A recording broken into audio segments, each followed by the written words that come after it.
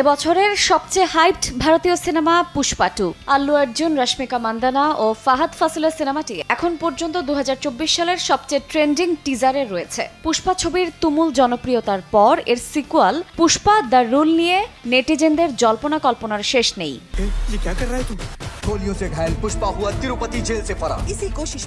মুক্তির আগেই 1200 কোটি রুপি আয় করে রেকর্ড করেছে পুষ্পা 2। তবে পুষ্পা 2 এর সত্য কেনাবেচা নিয়ে বিস্তারিত তথ্য জানাননি নির্মাতারা। যদিও কেমন অঙ্কে বিক্রি হচ্ছে তা নিয়ে প্রতিদিন খবর প্রকাশিত হচ্ছে। জানা গেছে পুষ্পা 2 এমন বাজেটে তৈরি হয়েছে যা রাজমৌলির RRR এর চেয়ে কিছুটা কম।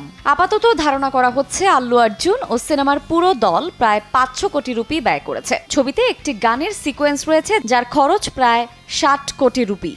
खून से लथपथ शर्ट पर मिले 8 गोलियों के निशान। পুষ্পা 2 সিনেমাতে আল্লু অর্জুনকে পুষ্পরাজ হিসেবে দেখা যাবে। তিনি দক্ষিণ ভারতের জঙ্গলে পাওয়া লাল চন্দন কাঠ পাচারের ব্যবসাতে আধিপত্য গড়ে তুলবেন। লাল টকটকে কপাল, নীল রঙা গাল, পরনের শাড়ি, গলায় লেবুর মালা, মুখে দাড়ি গোঁফ, হাতে ধরা বন্দুক আর জোড়া ভ্রুর মাঝে জলজল করছে চন্দনের ফোঁটা। সব মিলিয়ে টিজারে আল্লু অর্জুনকে দেখা গেছে ভিন্ন এক রূপে।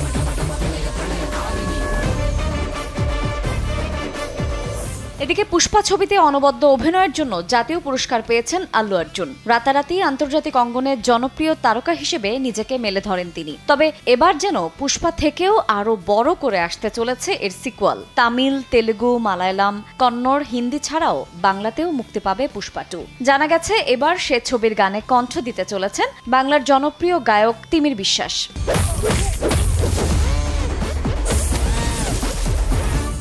এ প্রসঙ্গে ভারতীয় গণমাধ্যমকে তিমির বিশ্বাস জানান, সবটাই খুব প্রাথমিক পর্যায়ে রয়েছে, এখনই সবটা খোলাসা করতে রাজি নন তিনি। তবে শোনা যাচ্ছে এই ছবির বাংলা ভার্সনে কোনো একটি গান বাংলায় গাইতে চলেছেন তিমির। 15 আগস্ট ভারতের স্বাধীনতা দিবসে মুক্তি পেতে যাচ্ছে সুকুমার পরিচালিত ছবি পুষ্পা দ্য রুল।